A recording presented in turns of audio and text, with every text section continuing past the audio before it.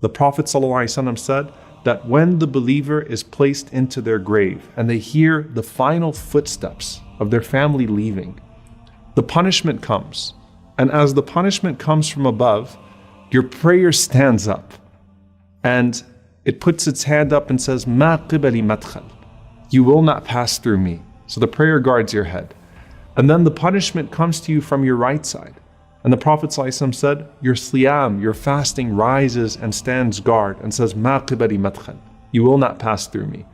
And then to his left, his zakah stands and says, "Ma qibali madkhal." You will not pass through me. And then at his feet, his sadaqah and sila, his goodness towards his family and then his community, his voluntary charity, his truthfulness, his honesty, all of those things stand guard at the bottom and say, "Ma qibali madkhal." You will not pass through me. And then it's said to him, "Sit up." And he sits up. The Prophet ﷺ said that the sun is made to appear to him as if it's about to set. Yani it's almost Maghrib. It's about to be Maghrib. So the believer is accustomed to what? You're accustomed to salah. You're accustomed to prayer. And if you wake up at an odd time, sort of disoriented, the first thing you worry about is, did I miss my prayer? So this person says, "Let me pray." And the angels say, "You'll get to that, but first you have to answer our questions. Man Rabbuk? Who is your Lord? Ma dinuk? What is your religion? Man Nabiyuk? Who is your prophet?"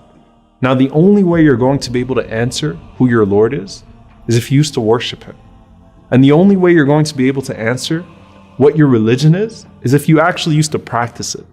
And the only way you're going to be able to answer who your prophet is, sallallahu alaihi wasallam, is if you used to actually follow him. And if you answer right, a voice cries out from the heavens and says, "Sadaqa abdi, my slave has spoken the truth." And subhanAllah, in one hadith, the Prophet ﷺ said that those two angels that were first frightening, they say to you after you answer the questions correctly, "Kunna na'lamu annaka taqulu hadha." You know, we knew you were going to say that. We knew you were going to answer these questions right.